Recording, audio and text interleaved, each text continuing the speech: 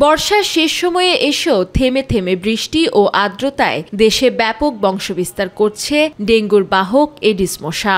মশক নিধন কার্যক্রমে স্থবিরতা বিরাজ করায় ঘনত্ব অনুযায়ী চলতি মাসে ডেঙ্গুর প্রকোপ ভয়াবহ। গত মঙ্গলবার একদিনেই এ রোগে মারা গেছেন ৫ জন। এ নিয়ে চলতি মৌসুমে ডেঙ্গুতে আক্রান্ত হয়ে মৃতের সংখ্যা শতাধিক ছাড়িয়েছে। এ মাসেই ডেঙ্গুতে আক্রান্তের সংখ্যা আগস্ট মাসের দ্বিগুণেরও বেশি।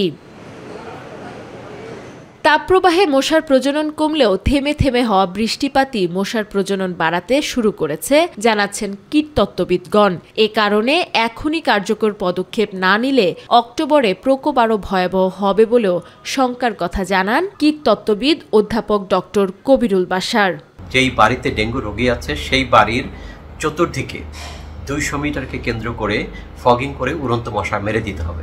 ডেঙ্গু যখন বেশি হয় তখন হটস্পট ম্যানেজমেন্ট করা অত্যন্ত জরুরি হয়ে পড়ে। সঙ্গে সঙ্গে লার্ভাল ম্যানেজমেন্ট এবং ব্রিডিং সোর্স ম্যানেজমেন্টও করতে হবে। এই কাজটিতে সম্ভব হলে জনগণকে সম্পৃক্ত করতে হবে। যদি আমরা জোরে সোরে সেপ্টেম্বর মাসে এই কাজগুলো করতে পারি তাহলে অক্টোবরে যে ভয়াবহতা হওয়ার একটি সম্ভাবনা আছে সেটিকে আমরা ঠেকাতে পারবো বলে আমি মনে করি।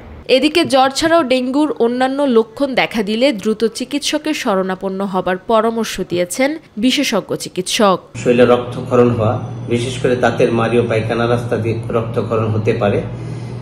কোনো কোনো রোগীর ক্ষেত্রে প্লাজমা লিকেজ হয়, ফলে ব্লাড প্রেশার কমে যায়, রোগী শকে চলে যায়। এই ধরনের রোগীদের ক্ষেত্রে দ্রুত হাসপাতালে নিতে হবে।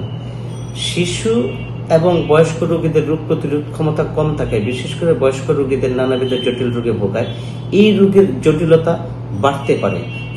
প্রতিরোধের জন্য মশার কামড় থেকে বাঁচাই একমাত্র প্রতিরোধ। মশার বংশ বিস্তার রোধ করতে হবে, বিশেষ করে মশার লার্ভা ধ্বংস করতে হবে।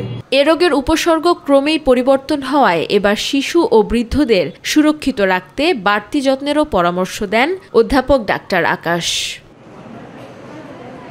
আমেনা হীরা, মাই টিভি, ঢাকা।